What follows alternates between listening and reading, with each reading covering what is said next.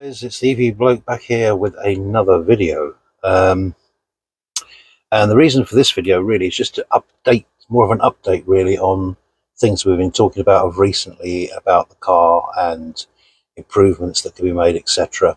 I've had some feedback, but not all feedback. It seems like the aircon, when I slow down and it's heating up, there seems to be they reckon there's something wrong with the compressor. So it's going to get booked in to have that looked at. It looks like it could be more to do with this particular car than just in general. And I haven't had a lot of feedback from you guys about you experiencing the same thing. So maybe it's exclusive to me, I don't know. Or just a few of us, whatever. So that's going to get booked in to BYD for that.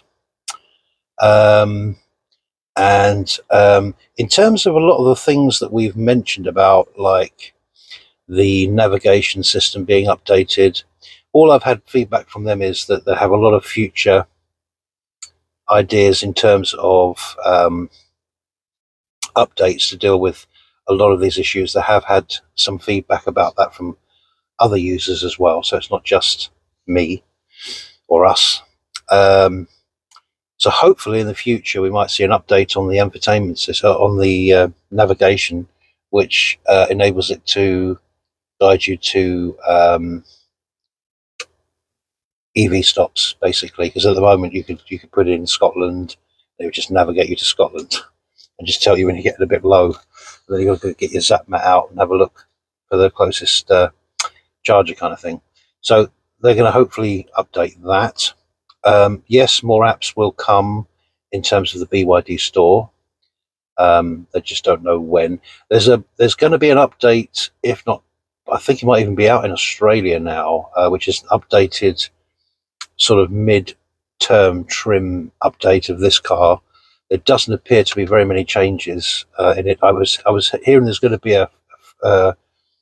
a front trunk in it, but I've just seen a couple of videos and there doesn't seem to be one in there, so it doesn't even look like, because that was one of the things a lot of customers had complaints about. They were out buying these.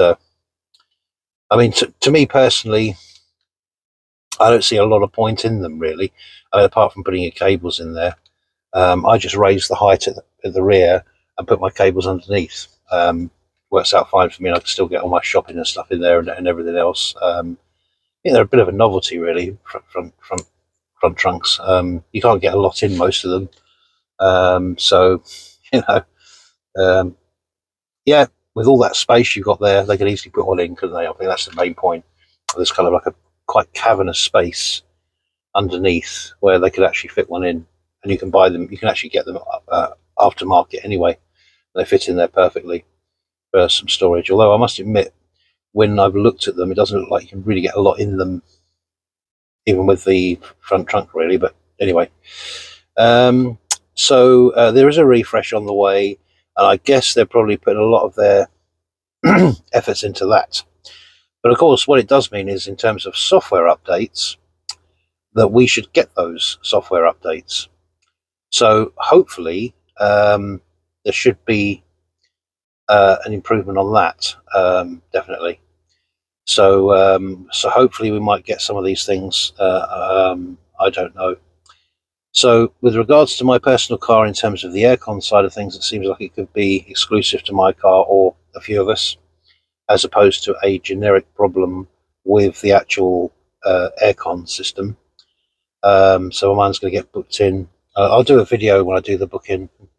I'll take you on a road trip with me up there, and we'll do an actual video of it, and see if we can talk to one of the guys up there as well, and see if we can get some answers to some of these other questions that we've got. I've mentioned about the cup holders. They're useless. Could I have another? Could I have another one of these to go on the other side, so that I can have, it's all right if you want a bottle of water and a coffee, it works out fine. But what if you both want a hot drink, which you don't particularly want today, but most of the time in this country you do. They're pretty useless, as you know. I've complained about that. So I'm going to see if I can catch a hold of one of those when I go up to them. But that's about it, really. Other than that, the car's going really well. Getting much better efficiency now, of course. Now summer's here, so the efficiency's been really good.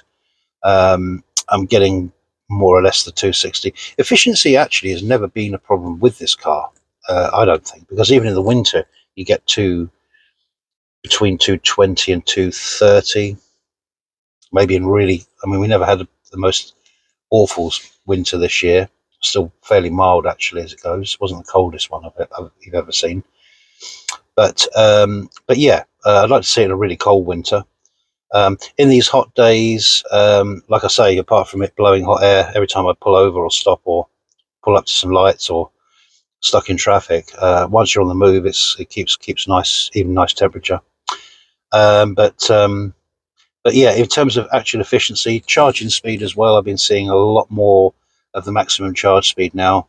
So that really is a summer thing, which I guess actually makes sense because in the early days before I got this vehicle, I watched a lot of the Australian channels because there's a lot of Australian channels that cover this car, and they were all sort of covering about that they were getting, the top speeds all the time, which makes sense because obviously Australia's a pretty hot country, so no issues there. So you're only going to, so in my summary of the charging speed, you're probably only going to see the maximum speed, even though it's got a heat pump, all of that stuff.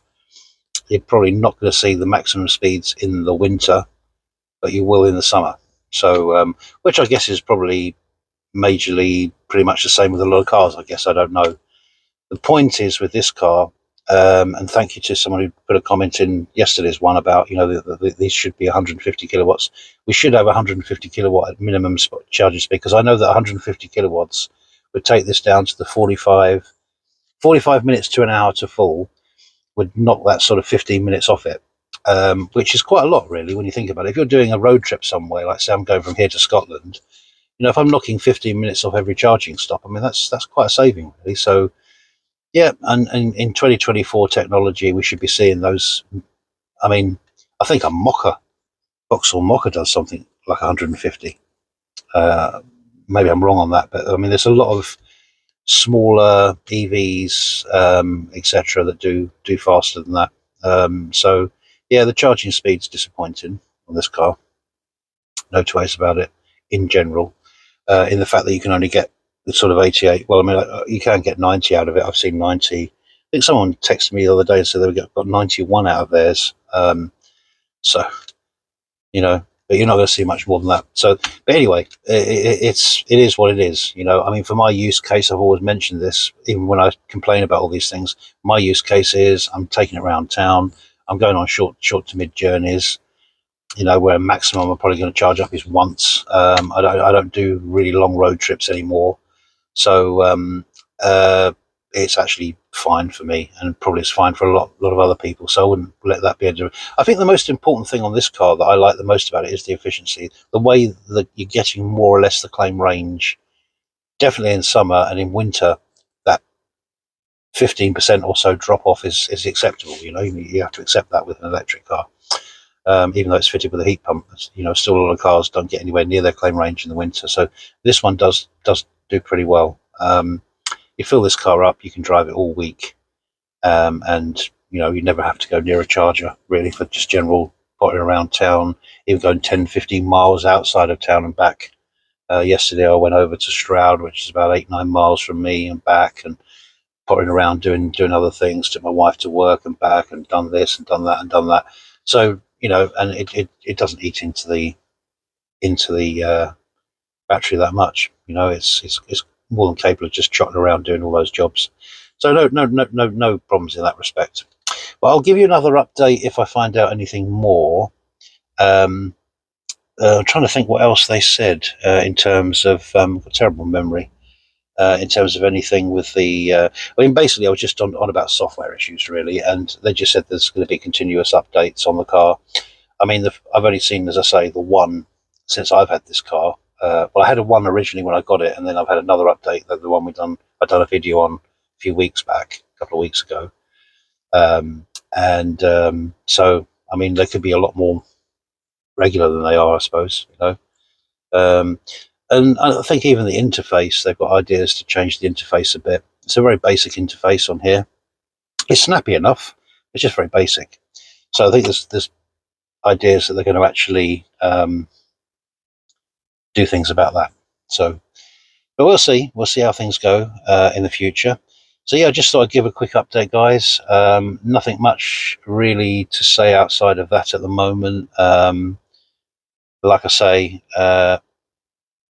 when I do 1 or 2 road trips, I'm going to take you guys along with me. I'm running out of things to really say about the car as such, really, because it's I've got quite an extensive 30 or more videos on the car now, so you've seen most of it, the vehicle to load, everything. But if there's anything you want to know about the car or see about the car that I haven't covered, please let me know. Just let me know in the comments down below, and I'm more than happy to do videos about it. So yeah, if you there's few people recently got Atto3s, so let me know in the comments how you're getting on with your car. And if you got any issues with it or you got any questions about it, just drop us a line, just put a message below or whatever, and I'll come back to you. And yeah, but other than that, you have a great day, guys, and I shall catch you on the next one.